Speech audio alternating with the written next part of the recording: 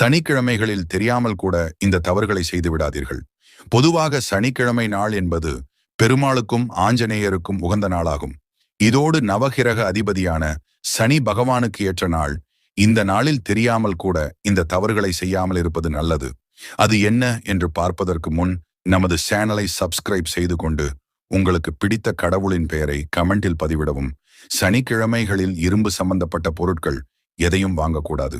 சனிக்கிழமை அன்று கடன் வாங்குவது, அடைப்பதோ கூடாது. சனிக்கிழமை நாட்களில் முடி திருத்தம் செய்வதோ நகம் வெட்டுவது கூடாது. சனிக்கிழமை நாட்களில் பெண்கள் எண்ணெய் தேய்த்து குளிக்கக்கூடாது. சனிக்கிழமை நாள் அன்று சமையலுக்கு எண்ணெய் வாங்கி வரக்கூடாது. குறிப்பிட்ட தானங்களை செய்யக்கூடாது.